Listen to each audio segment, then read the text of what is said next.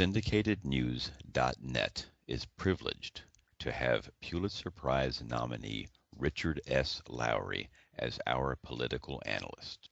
While Mr. Lowry is embedded with the sailors and Marines aboard the USS Bataan, it is our distinct pleasure to also be the voice for his updates. Today, the sailors and Marines of Amphibious Ready Group 6 awoke to the news of the death of Osama bin Laden. I was sound asleep when Marine Captain Justin Bellman, a veteran of both Afghanistan and Iraq, burst into our stateroom. "Mr. Lowry, have you heard the good news?" he shouted. "They got bin Laden. He is dead." We have been at sea for 5 weeks, and the mood aboard ship had turned somber. Boredom had set in. But today there was an electric buzz in the air. Tonight, at the evening meal, Captain Bellman made an interesting observation. With a sweeping gesture, he motioned around the wardroom at the 50 or 60 officers eating their supper. "Richard," he said, 90% of these guys have been deployed more than once, and they have been fighting bin Laden for their entire military career. We should all have a beer tonight to celebrate." Unfortunately, there was none to be had. After a decade of searching, years of interrogations, and months of planning, American Navy SEALs fast roped into bin Laden's fortified compound on Sunday from 3 Black Hawk helicopters.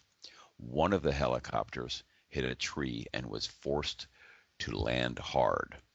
Within 40 minutes, the SEALs had fought their way to bin Laden's bedroom and ended his life with a bullet to his head. The disabled helicopter was abandoned and destroyed while the SEALs returned to their base with bin Laden's body.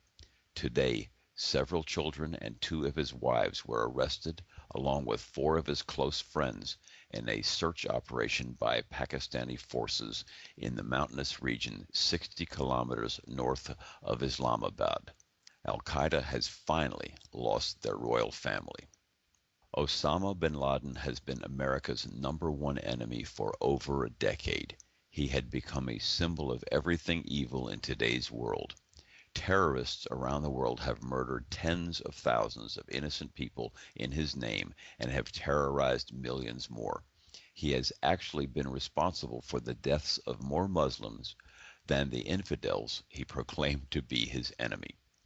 In reality, he was just another power-hungry thug. He used poverty, hatred, and envy as his weapons to stir the masses. He abused his own religion to capture the hearts and minds of the downtrodden and uneducated. He preyed on their poverty to obtain personal power and notoriety. Today was a joyous day aboard USS Bataan. The book of Proverbs 21:15 reminds us, "When justice is done, it brings joy to the righteous, but terror to the evildoers."